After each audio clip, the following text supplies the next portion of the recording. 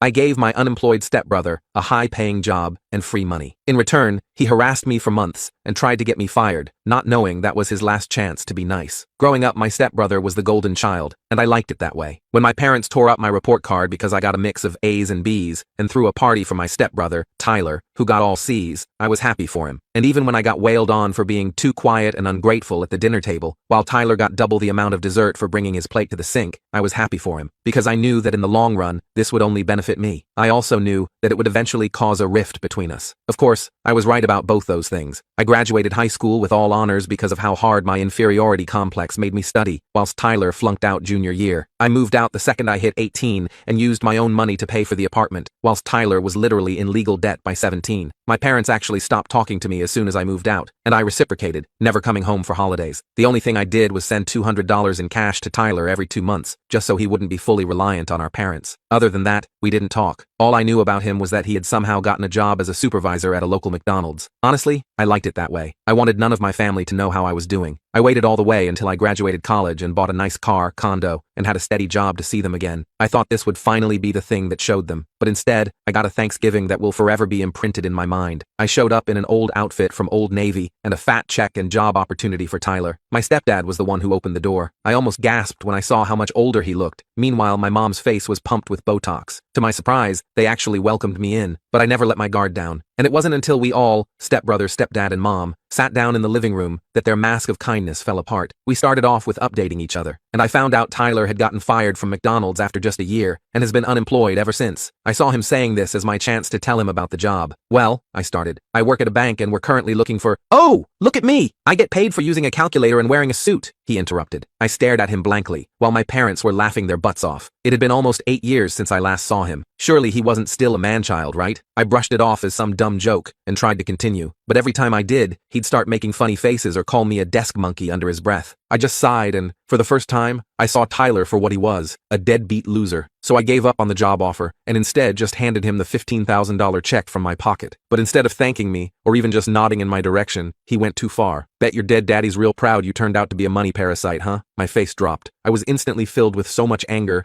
that my neck and face started burning up. I stood up to walk towards him, with my fists clenched by my side. And in response, he stood up too, except instead of facing me, it was to run away and lock himself in the bathroom. My parents practically glued themselves to the couch, not wanting to be involved. I simply walked over to Tyler and slowly began to unlock the door from the outside, taunting him. Hey Tyler, did you know I was going to offer you a job that had a starting pay of $60,000 today? Silence. But hey, if you'd rather beat your hot dog all day while watching girls who will never want you, all from the childhood bedroom that you never moved out of, then more power to you. Silence. I didn't even bother opening the door after that. I just left. A small part of me was angry that I let him keep the check, but I was mostly still happy that I was able to help him out. But turns out Tyler didn't exactly want the check. He didn't want the job either. Instead, he wanted to ruin my life. I didn't realize it yet, but my comments had stung Tyler. So much so, he decided to use them to ruin everything I had ever worked for. About a week later, I started getting weird calls at work. Someone would ask for me by name, then hang up when I answered. Then my email inbox got flooded with subscription confirmations. Somehow someone had signed me up for every porn site newsletter possible. My work email, not my personal one. I changed my passwords and moved on, thinking it was just a one-time thing. Then my neighbors started giving me strange looks in the hallway. Turned out someone had put up flyers around my condo building claiming I was running an illegal business from my apartment. The flyers had my full name and unit number. I knew immediately it was Tyler, but how did he even know where I lived? The check I gave him had my bank's address, not my home address. It took a couple days of paranoid thinking before I remembered. My mom had asked for my address last year to send a Christmas card. She never sent anything, but obviously she'd given the info to Tyler. Things escalated quickly from there. I started getting packages I never ordered, expensive stuff that would show up COD, meaning I had to pay for them or refuse delivery. My car got keyed in my building's parking garage. Someone called in a noise complaint to my condo association 3 nights in a row. These were all annoying but manageable. What pushed me over the edge was when I got a call from my boss asking if everything was okay. Apparently, someone claiming to be my stepbrother had called HR to say I was having a mental health crisis and might need to be checked on. That could have seriously damaged my reputation at work if my boss hadn't known me better. I was done playing defense. Time to find out exactly what Tyler was up to and put an end to it. I called my mom for the first time in years and casually asked how Tyler was doing. She launched into a 20-minute monologue about how he was between opportunities but had big plans. The important part? He was still living at home in his childhood bedroom, just like I'd guessed. I needed to know just how far he was willing to go, and more importantly, I needed to make sure he understood that messing with me would backfire spectacularly. The days of me being the quiet, accommodating stepsister were over. If Tyler wanted a war, He had no idea what he was in for. I figured if Tyler wanted to mess with my life, I needed to be smart about how I handled it. Just confronting him would only make things worse. The jerk probably expected me to come barging into my mom's house screaming at him, which would only play into their "she's unstable" narrative. No, I had to be more strategic. First thing I did was lock down my digital life, changed all my passwords, set up two-factor authentication, and created a Google alert for my name. I called my bank, credit card companies, and even the 3 credit bureaus to put fraud alerts on everything. Last thing I needed was Tyler trying to open accounts in my name. Then I dealt with the physical security. I spoke to my building manager about the situation, keeping it vague, just said I had a troubled family member who might cause problems. He agreed to alert security and make sure no packages were accepted without my direct approval. I also bought a cheap camera for my front door, just a basic Ring doorbell, nothing fancy. During all this, I was trying to figure out my next move. I wasn't about to just sit back and take Tyler's crap, but I also didn't want to sink to his level. I decided to make a quick trip to my hometown that weekend, not to confront Tyler, but to gather intel. I drove down Saturday morning and parked a few blocks from my parents' house. Their neighborhood hadn't changed much. Same old houses, same cracked sidewalks. I sat in my car wondering what the hell I was doing when I spotted Tyler walking out the front door. He was wearing the same stained sweatpants from Thanksgiving,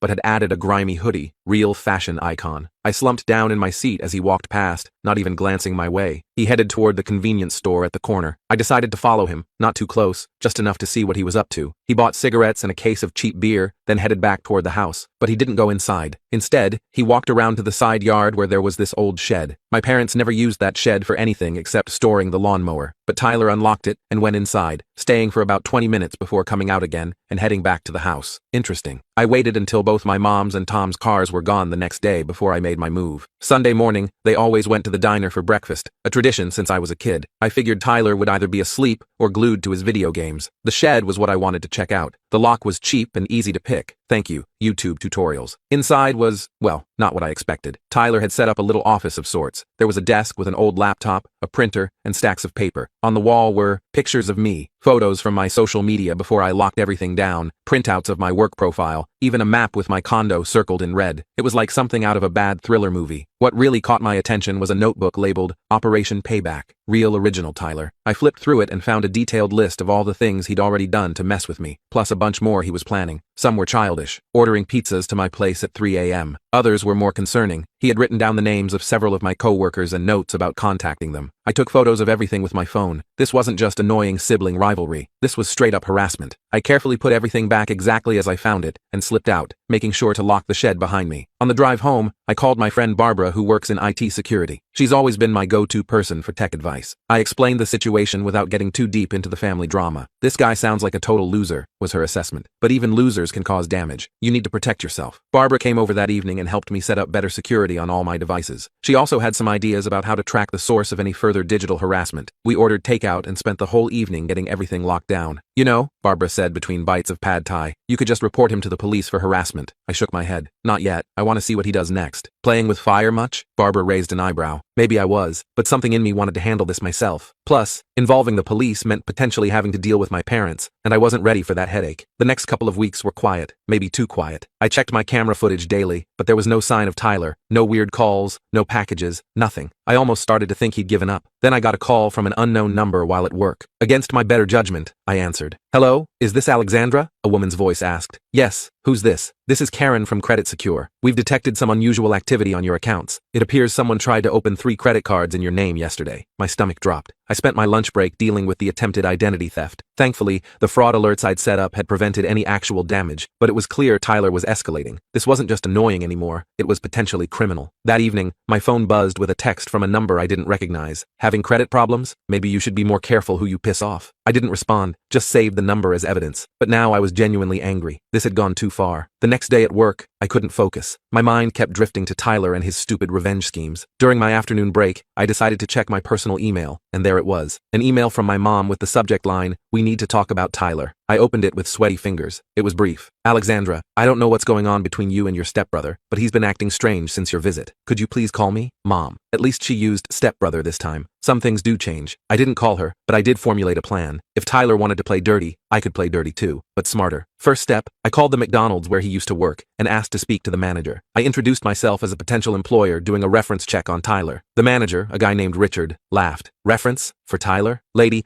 the only reference I'd give that guy is to stay far away. He was the worst employee I've ever had. Showed up late, left early, stole from the register, harassed female co-workers. We didn't fire him. He got arrested in the parking lot for selling weed. We just never put him back on the schedule after that. Interesting. Very different from the manager was jealous story my mom had told. I thanked Richard and hung up, then moved to step 2. I called Tyler's phone from a burner number I'd set up. Yo, he answered. I disguised my voice slightly. Hey, is this Tyler? I heard you might be able to hook me up. I was taking a chance here, but Richard's comment about selling weed made me suspect Tyler might still be dealing. Who's this? He sounded suspicious but interested. Name's Quinn. Jason from the auto shop gave me your number. Said you could help me out with some party supplies. There was a pause. Yeah, I can help you out. What are you looking for? We arranged to meet at the convenience store near my parents' house that weekend. I hung up feeling a mix of triumph and nervousness. I had no intention of actually buying drugs from my loser stepbrother. I just wanted confirmation of what he was up to. The rest of the week passed without incident. I took Friday off work and drove down to my hometown, checking into a cheap motel under a fake name. Paranoid? Maybe, but better safe than sorry. Saturday morning, I parked across from the convenience store and waited. Right on time, Tyler showed up, looking around nervously. I had a baseball cap pulled low and sunglasses on, sitting in my car with the window cracked so I could hear. I watched as he paced around for about 10 minutes before pulling out his phone. A minute later, my burner phone rang. I didn't answer. He tried 2 more times, then texted, "Where you at?" I didn't respond. He waited another 15 minutes, getting visibly agitated, before finally giving up and walking back toward my parents' house. But he didn't go inside. He headed for the shed again. I gave him some time, then grabbed my phone and followed. This time, I didn't go inside the shed. I just stood near the window, phone recording, as Tyler ranted to himself. Stupid no-show, wasting my time, could have been a setup, need to focus on the plan anyway. I heard him shuffling papers around. Then, Alex won't know what hit her. By the time I'm done, she'll wish she never came back. That's when I heard a sound that made my blood run cold. The unmistakable click of a gun being handled. I nearly dropped my phone, but managed to keep recording. Should have seen her face when I mentioned Dad. Tyler laughed to himself. Always was a sensitive little bitch. I'd heard enough. I quietly backed away and returned to my car, heart pounding. The recording wasn't crystal clear, but it was enough to make me seriously concerned. Was Tyler actually dangerous, or just talking big to himself? I decided not to take chances. When I got back to the motel, I copied the recording to my laptop, and then called Barbara. I think my stepbrother might actually be dangerous, I told her, trying to keep my voice steady. Define dangerous, Barbara replied. Like I think he might have a gun and be planning something serious. Barbara was silent for a moment. Alex, you need to go to the police. I know, but no buts. This isn't about family drama anymore. If you're genuinely concerned for your safety, you need to report it. She was right, of course, but I still hesitated. Going to the police meant this whole mess would become official. My parents would get involved. It would be messy. Then my phone pinged with a notification from my condo's security app. Someone was trying to get into my unit. The camera showed a delivery person with a large package. I hadn't ordered anything. I immediately called my building's security desk. This is Alexandra in Unit 412. I'm out of town and not expecting any deliveries. Please don't accept any packages from me. Too late, ma'am, the security guard said. The delivery person said it was perishable and needed immediate signature. Your stepbrother signed for it. My stepbrother? I don't have a stepbrother in town. There was an awkward pause. Tall guy, kind of heavy set, beard, said he was house sitting for you while you're away. He had a key and everything. I felt like I might throw up. That's not my stepbrother. That's someone impersonating a relative. He doesn't have permission to be in my unit. Please call the police immediately. I hung up and called Barbara, who lived about 15 minutes from my building. Barbara, Tyler is at my condo. He somehow got a key. Building security is calling the police, but can you go over there? On my way, she said without hesitation. While I started the 3-hour drive back home,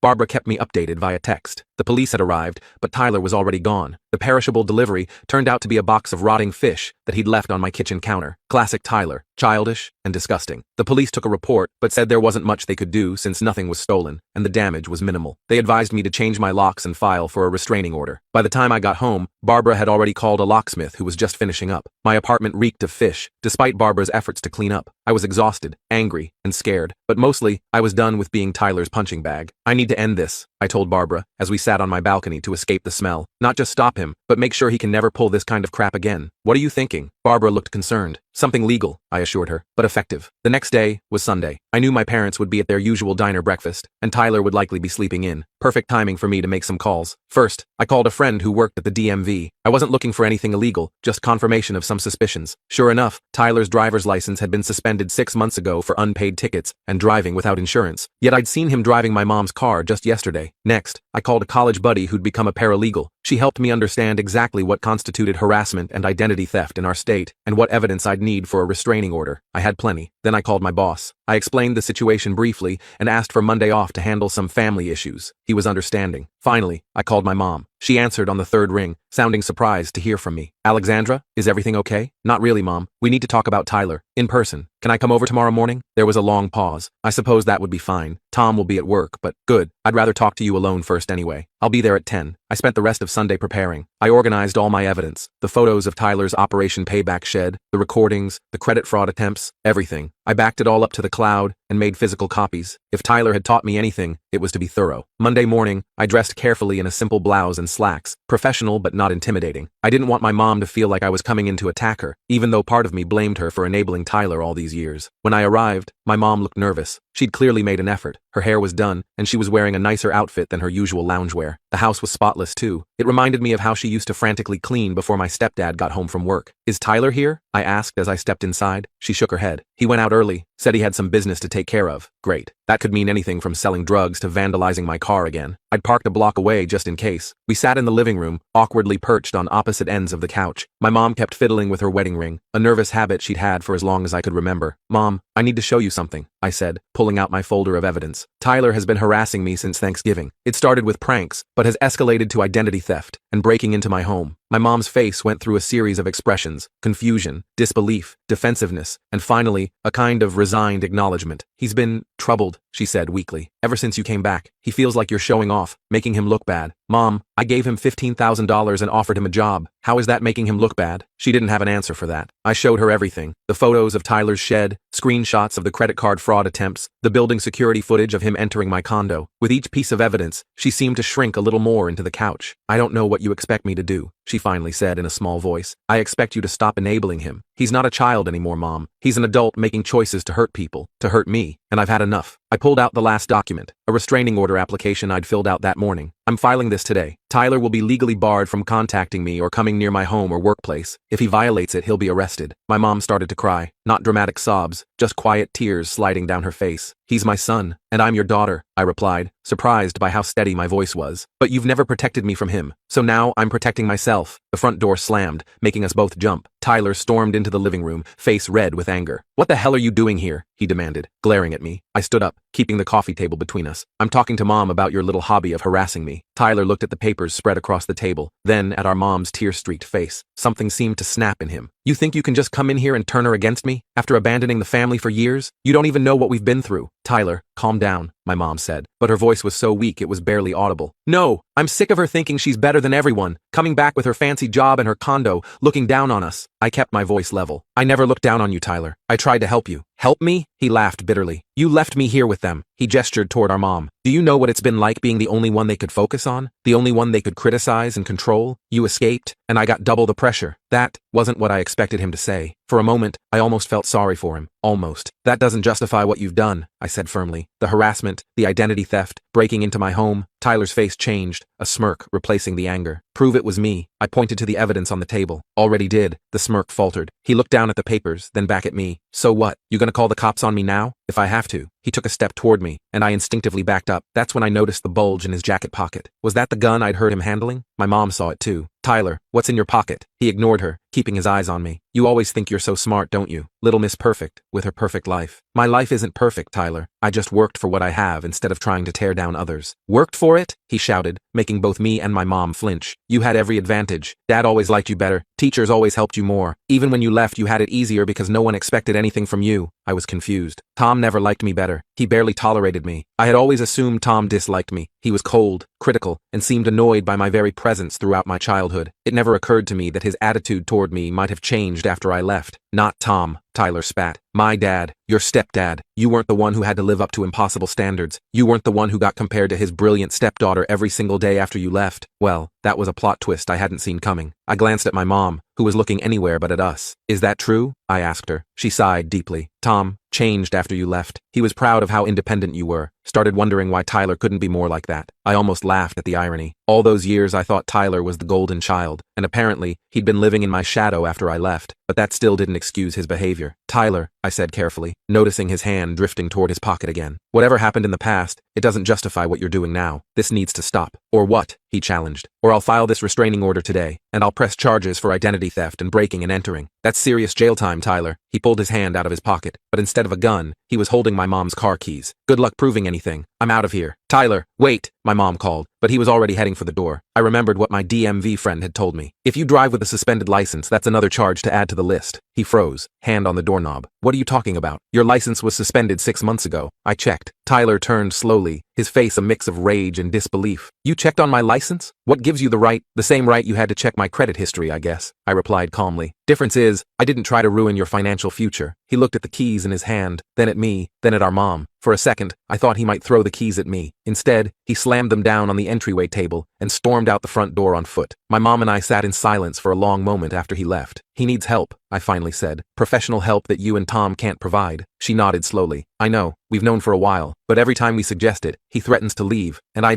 can't lose another child. Her words hit me unexpectedly hard. Had she considered me lost? I pushed the thought aside for now. You're not helping him by letting him continue like this. He's destroying his life and trying to destroy mine. What are you going to do? She asked quietly. I gathered up my evidence and put it back in the folder. That depends on Tyler. If he stops the harassment completely, I won't file the restraining order or press charges. But if there's even one more incident, I'm going to the police with everything I have. I stood up to leave, but my mom caught my hand. Alexandra, I'm sorry. For everything. For not protecting you when you were younger. For letting things get this bad with Tyler. It was the first real apology I'd ever heard from her. I didn't know how to respond, so I just nodded and gently pulled my hand away. I'll let myself out, I said. As I walked to my car, I felt lighter somehow. Not because I'd won against Tyler, but because for once, I'd stood up for myself without backing down. The ball was in his court now. Little did I know, Tyler was about to serve it back with a vengeance. 2 days later, I was at work when my personal phone rang with a number I didn't recognize. I almost ignored it but decided to answer. Hello? Is this Alexandra? A woman's voice asked. Yes. Who's this? This is Patricia from Westside Hospital. We have your stepbrother Tyler here in the emergency room. You're listed as his emergency contact. My heart skipped a beat. Is he okay? What happened? He's stable, but he's been in an accident. He's asking for you. I told my boss I had a family emergency and drove to the hospital, my mind racing. Was this legitimate? Or another one of Tyler's schemes? Only one way to find out. When I arrived at the ER, I was directed to a curtained bed where Tyler lay looking pale and drawn. His right arm was in a cast, and he had a nasty gash on his forehead. You came, he said when he saw me, sounding genuinely surprised. What happened? I asked, staying near the foot of the bed. Tried to cross the highway on foot. Wasn't paying attention. He looked away. Clipped by a truck. Why were you crossing the highway? He shrugged his good shoulder. Going to a friend's place. The nurse came in then, checking Tyler's vitals. The doctor wants to keep him overnight for observation because of the concussion. Do you have his insurance information? Tyler looked panicked. I told you, I don't have insurance. The nurse looked at me expectantly. I felt conflicted. Even after everything Tyler had done, seeing him injured and vulnerable stirred something in me. A sense of responsibility that I couldn't quite shake. This was still the boy I'd grown up with. The kid who'd been shaped by the same dysfunctional home I'd escaped from. I could have walked away. I kind of wanted to, but instead, I pulled out my wallet. I'll handle the paperwork, I told her. Can you give us a minute? When she left, Tyler wouldn't meet my eyes. You don't have to pay for this. I know. I can't pay you back. I know that too. We sat in uncomfortable silence for a moment. Why'd you come? He finally asked. After everything I did, I considered the question. Because despite everything, you're still family, and I wanted to make sure you were actually hurt, and not just luring me into another trap. He almost smiled at that. Fair enough. I leaned forward, making sure he was looking at me. This is it though, Tyler. My last act of goodwill. If you ever try to mess with my life again, I won't hesitate to use everything I have against you. Understand? He nodded slowly. Yeah, I get it. Good. Now I'm going to pay your hospital bill and give you one more chance to turn things around. What you do with it is up to you. As I stood to leave, he called out, Alex? I turned. What? I'm sorry. For the dad comment at Thanksgiving. That was too far. It wasn't a full apology, but it was something. I nodded acknowledgement and went to find the billing department. I couldn't know then if Tyler was truly remorseful or just saying what he thought I wanted to hear. All I knew was that I was done being a victim. Whether Tyler changed or not, I would be okay. I had built a life for myself, and no one, not Tyler, not my mom, not Tom, could take that away from me. I paid Tyler's hospital bill, left my contact information for the doctors, and walked out into the sunshine, feeling for the first time like I was completely free of my family's dysfunction. Whether this was the end of Tyler's revenge or just a temporary truce, I was ready for whatever came next. Leaving the hospital that day, I had no idea if I'd just made the biggest mistake of my life or finally broken through to Tyler. Part of me was waiting for the other shoe to drop, like maybe the whole accident was an elaborate scam to get me to pay his hospital bills. But according to the doctors, his injuries were definitely real. The concussion was mild, but the broken arm would take weeks to heal properly. I tried to put Tyler out of my mind and focus on work for the next few days. I'd done what I could, paid his medical bills, given him yet another chance, and made it crystal clear there wouldn't be any more opportunities after this one. Ball was in his court now. About a week after the hospital visit, I got a notification. It was a text from my mom asking if I'd heard from Tyler. Apparently, he hadn't come home after being discharged. I told her I hadn't heard anything and suggested maybe he was staying with a friend. She didn't seem convinced, but thanked me anyway. 2 more weeks went by with no Tyler drama, no harassment, no weird packages, no credit card fraud attempts. I started to relax a little, thinking maybe the hospital scare had actually knocked some sense into him. Then my doorbell rang on a Saturday afternoon. I checked my security camera and froze. Tyler was standing outside my door, looking uncomfortable in clean jeans and a button-up shirt I'd never seen before. His arm was still in a cast, and he had dark circles under his eyes. I considered not answering, but curiosity got the better of me. I opened the door, but kept the security chain on. "What are you doing here? Can I come in?" he asked, not meeting my eyes. "I just want to talk. Last time you were here,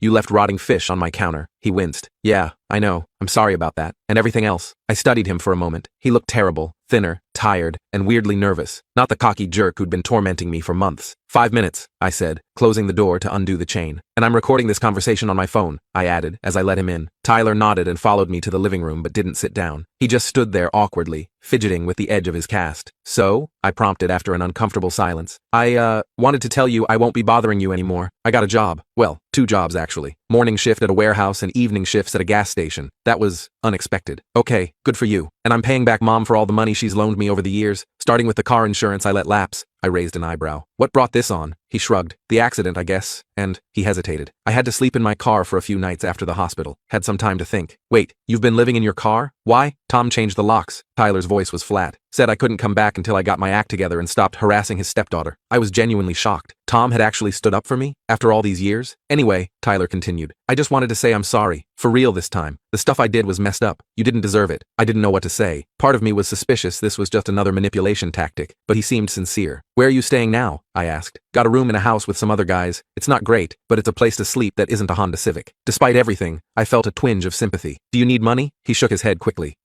"That's not why I came. He reached into his pocket with his good hand and pulled out an envelope. "I wanted to give you this." I took it cautiously and looked inside. It was cash. Not a lot, maybe a few $100s. "What's this for?" "It's the start of paying you back. For the hospital bill and the check you gave me at Thanksgiving." I blew through that money like an idiot. I stared at him, trying to figure out if this was for real. "Tyler, I know you don't need it, but I need to pay it back." He looked at me directly for the first time. "I'm trying to fix things, not just with you, but with everything." I set the envelope on the coffee table. "Keep it. Use it to get on your feet. But if you really want to pay me back, just stay on whatever path you're on right now. That would mean more than the money." Tyler looked like he might argue, but then just nodded. "Okay." As he turned to leave, I found myself asking, "Do you want to grab coffee sometime? Not today, but maybe next week?" The surprise on his face was almost comical. Yeah, that would be, yeah." After he left, I sat on my couch feeling weirdly emotional. I wasn't naive enough to think one conversation had magically fixed years of dysfunction, but it felt like maybe, just maybe, there was a chance for something better. I called Barbara to update her on the Tyler situation. "So he just showed up and apologized? Just like that?" She sounded skeptical. "I know, it's weird, but he seemed different, like, genuinely humbled. People don't change overnight, Alex." "It wasn't overnight. It's been almost a month since the hospital, and apparently he's been homeless for part of that time." Barbara sighed. "Just be careful, okay? Keep your guard up a little." She was right, of course. One apology didn't erase everything that had happened, but I couldn't help feeling cautiously optimistic. The next week, I met Tyler at a coffee shop halfway between my place and his new room. He was already there when I arrived, nervously shredding a napkin at a corner table. We made awkward small talk about the weather and his new jobs. He asked about my work, and I gave him the sanitized version, still not ready to share too much. "So," I finally said after we'd exhausted all safe topics, "how are Mom and Tom?" Tyler grimaced. "Mom's upset that I moved out. Keeps trying to convince me to come back home. Tom's actually been weirdly supportive of me finding my own place." "Really? That doesn't sound like the Tom I remember." "Yeah, well," Tyler hesitated. "After your visit, there was a huge fight. Like, bigger than I've ever seen. Mom was defending me. Tom was saying I needed consequences. It got pretty ugly. I felt a pang of guilt. I didn't mean to cause problems. You didn't. This was a long time coming. Tom's actually been getting therapy for the past couple years. Something about managing his anger better." Tyler laughed humorlessly. "Would have been nice if he'd done that when we were kids, right?" I couldn't believe what I was hearing. "Tom? In therapy?" "Yeah. His doctor told him he had to get help or he was headed for a heart attack. Turns out being an angry jerk all the time isn't great for your health." We both sat with that information for a moment. "Anyway," Tyler continued, "I think seeing all the evidence of what I'd been doing to you was a wake-up call for both of them, and for me, honestly." The conversation shifted then to childhood memories, some good, mostly bad. It was the only time we'd ever really talked about what it was like growing up in that house. I realized we'd both been damaged by our parents in different ways. "You know what's messed up?" Tyler said, as we were getting ready to leave. "I was so jealous of you for getting out, but I never tried to leave myself. It's not easy to leave when everyone's telling you that you can't make it on your own." He nodded thoughtfully. "Yeah, but I'm figuring that out now, I guess." We agreed to meet again the following week. As I drove home, I felt like I was getting to know my stepbrother for the first time. Over the next few months, Tyler and I developed a cautious friendship. We'd meet for coffee every couple of weeks, sometimes just talking, other times sitting in comfortable silence. He was consistently working both jobs, had opened a bank account, and was slowly building a life for himself. I kept waiting for him to slip up or reveal that this was all an elaborate con, but it never happened. He seemed genuinely committed to changing his life. 4 months after his unexpected visit to my condo, Tyler texted asking if we could meet at our usual coffee spot. When I arrived, he was beaming. "I got promoted at the warehouse," he announced as soon as I sat down. "Shift supervisor, better pay, regular hours." "That's awesome, Tyler. Congratulations. And I'm quitting the gas station job, going to use those evening hours to get my GED instead." I was genuinely impressed. "Wow, you're really doing this, aren't you?" He nodded, looking both proud and embarrassed. "Yeah, turns out I don't actually suck at everything." "Who knew?" "I knew," I said without thinking. "That's why I offered you that bank job back at Thanksgiving." His face fell a little. "Yeah, about that. I'm sorry I was such a jerk. That would have been a good opportunity." "Well, maybe when you get your GED we can talk about it again. My bank is always hiring." Tyler looked up, surprised. "You'd still help me get a job? After everything?" People deserve second chances when they're genuinely trying to change, and you clearly are. We spent the rest of our coffee meetup talking about GED requirements and what kind of positions might be available at my bank down the road. It felt weird, but good to be planning a future that included Tyler in a positive way. That night, my phone buzzed. It was a call from my mom. We'd been talking more frequently since Tyler's accident, though our conversations were usually brief and superficial. "Alexandra," she sounded different, more subdued than usual. "I wanted to thank you." "For what?" "For whatever you said to Tyler. He's doing so well now. Tom and I are really proud of him." I felt a strange mix of emotions. "I didn't do anything, Mom. Tyler made these changes himself, but you gave him a chance when you had every reason not to. And I know I didn't always do right by you when you were growing up." I gripped the phone tighter, unprepared for this conversation. "Mom, you don't have to." "Yes, I do. I've been talking to someone too, a therapist." She laughed nervously. "Seems like everyone in this family is in therapy now except you." "Who says I'm not?" I replied, though I wasn't. "Fair enough. Anyway, I just wanted to say I'm sorry for a lot of things, and I'm grateful that you're giving me, another chance too." I didn't know what to say, so I just said, "Thanks, Mom." After we hung up, I sat on my balcony looking at the stars, thinking about how much had changed in less than a year. From the disaster of Thanksgiving to whatever this new family dynamic was evolving into. 6 months later, Tyler passed his GED with flying colors. I took him out to dinner to celebrate, and he shocked me by bringing my mom and Tom along. Even more shocking was how pleasant the evening turned out to be. Tom was quieter, less domineering than I remembered. My mom seemed more present, actually listening when people spoke instead of just waiting for her turn to talk. At the end of the night, Tyler pulled me aside. "I have something for you," he said, handing me an envelope. Inside was a check for $15,000, the exact amount I'd given him at Thanksgiving. "Tyler, you don't have to do this." "Yes, I do. I've been saving up. The promotion helped, and I've been living super cheap." He grinned. "Plus, I got that entry-level position at your bank's downtown branch. Thanks for putting in a good word. You earned that job on your own merits," I told him honestly. "Your interview scores were excellent. Still, I wouldn't be here without your help." He gestured to the check. "And that's just the beginning. I'm going to pay back every cent you spent on my hospital bills too." I tried to argue, but Tyler was adamant. "This isn't just about money. It's about responsibility. It's about being the kind of person who honors his debts." Looking at his determined face, I realized he needed this more than I needed the money. So I accepted the check with a simple, "Thank you." Later that week, I was having lunch with Barbara when she asked how things were going with my family. "Surprisingly good," I told her. "It's like I've got this whole new family I never expected to have." "And you're sure Tyler's changed for real? Not just putting on an act?" I considered the question seriously. "I think so. It's been almost a year with no red flags. He's working hard, saving money, even talking about community college classes next year." Barbara nodded. "Well, people can change when they hit rock bottom. Sounds like that accident was his wake-up call." "That, and getting locked out by Tom," I added. "Sometimes the best thing for someone is having to face consequences." "So what happens now?" Barbara asked. "I don't know. We just keep building, I guess. One coffee meetup at a time." That evening, I got a text from Tyler. "Downtown branch manager wants me to train for the personal banking team. This is all because of you." I texted back, "No, it's because of you. I'm just glad you're doing well." His response came quickly. "Family dinner at Mom's this Sunday? I'll protect you from Tom's new health food kick. Apparently kale is his personality now." I laughed out loud, then typed, "Sure, I'll bring dessert." As I set my phone down, I realized something important. The twisted family dynamic that had defined my childhood was gone. We weren't perfect, not even close, but we were all trying in our own ways, and maybe that was enough. Tyler and I would never have the typical sibling relationship. We had too much history, too many scars for that, but we had something that worked for us, a cautious friendship built on mutual respect and genuine effort. And for the first time in my life, I felt like I had a brother, not just a stepbrother who made my life miserable. Sometimes the family you build isn't the one you were born into, or even the one you grew up with. Sometimes it's the one you forge through hard conversations, second chances, and the choice to see people for who they're trying to become, not just who they've been.